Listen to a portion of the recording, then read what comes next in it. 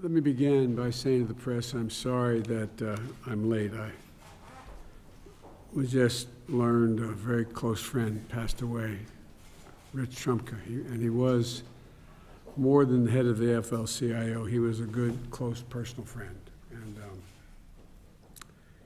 Vice President and I were talking a little bit, and he was with his grandsons, on a camping trip, and at least he was with the people who adore him. But I apologize for starting late. Thank you.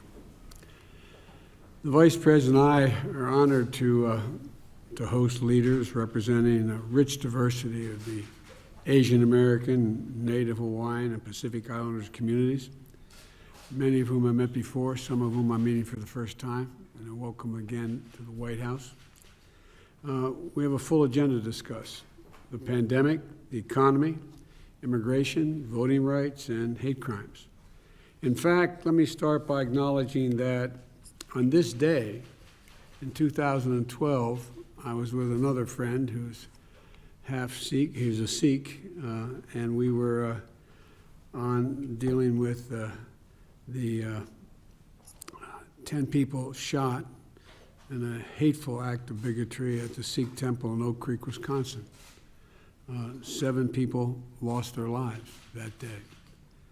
Today, we honor everyone impacted by this tragedy, and we think about all the pain during this pandemic with the rise of hate crimes, harassment, bullying, and other forms of bias against Asian Americans. It seems not to stop. And after the shooting in the Atlanta area, Kamala and I traveled to Atlanta, met with a group, some of whom are here, of Asian American leaders. The discussion was very raw, it was powerful, and a common theme was that Asian Americans feeling unsafe, unwanted, and some of you indicated feeling invisible sometimes. Our message back to you was, at that moment, we see you. We see you.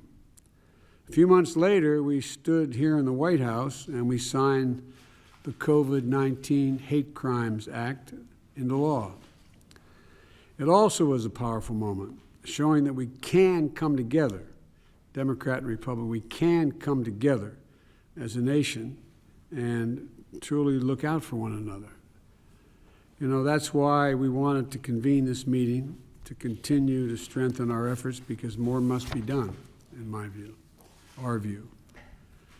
A pandemic, the AA, NH, and PI community, I stumble over myself here, but has been on the front lines from the beginning and is critical to helping us vaccinate America. Not just to get vaccinated, but to vaccinate America. The community is also critical in keeping the U.S. economy strong. In 6 months, we're seeing the fastest growth at this point in any administration's history, in no small part because of this community. The fastest growing economic growth in nearly 40 years. And now we have an opportunity to make historic investments in our infrastructure and in our families, and finally build an economy that deals everybody in. Just doesn't come from the top down, but from the middle and the bottom up.